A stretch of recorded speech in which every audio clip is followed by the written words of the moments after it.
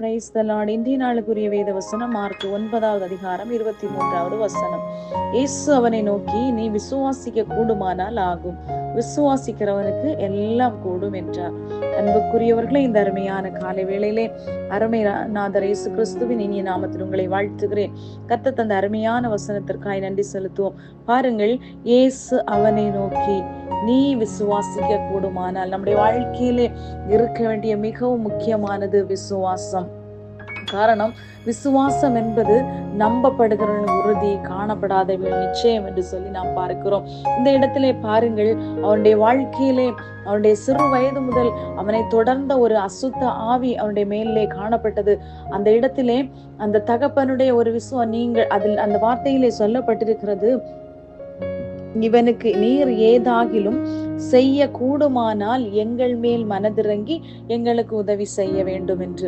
அப்படியே சொன்ன அந்த மனிதன் அதே அந்த கர்த்தர் சொன்ன வார்த்தையின் பிறகு, விசுவாசிக்கிறவனுக்கு எல்லாம் கூடும் என்று சொன்ன பிறகு உடனே பிள்ளையின் தகப்பன், விசுவாசிக்கிறேன் ஆண்டவரே, ஆனால் என்னுடைய அவிசுவாசம் நீங்கும்படி உதவி செய்ய வேண்டும் என்று சொல்லி ஆண்டவரை பார்த்து வேண்டினார். இன்றைக்கும் உங்களுடைய வாழ்க்கையிலே இவ்வளவு எத்தனையோ மேகம் போன்ற அதிசயமான திரளான சாட்சிகள் உங்களை சூழ்ந்து நிற்கும் போது, இன்றைக்கும் அநேக நேரங்களிலே நாம் சந்தேகப்படுகிறோம், கர்த்தர் எனக்கு இதை செய்வாரோ, இல்லை என்றால் என்னுடைய வாழ்க்கையில இப்படி நன்மையான காரியங்கள் நடக்குமோ இல்லையோ என்று வேதனைப்பட்டு கொண்டிருக்கிற உங்களை பார்த்து கர்த்தர் சொல்லுகிறார், நீ விசுவாசித்தால் தேவனுடைய மகிமையை காண முடியும்.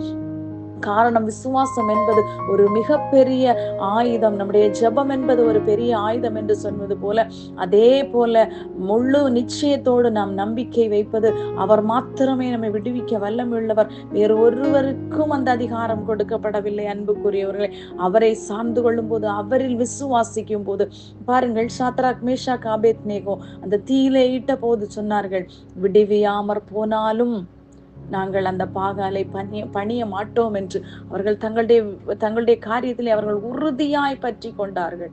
ஆகையால் தான் கர்த்தருடைய வேதம் இப்படியாய் சொல்லுகிறது, உம்மை உறுதியாய் பற்றி கொண்ட மனதை உடையவன் நான், உம்மை நம்பி இருக்கிறபடியே நீ அவனை பூரண சமாதானத்துடன் காத்துக்கொள்வீர் என்று கர்த்தருடைய வேதம் சொல்லுகிறது.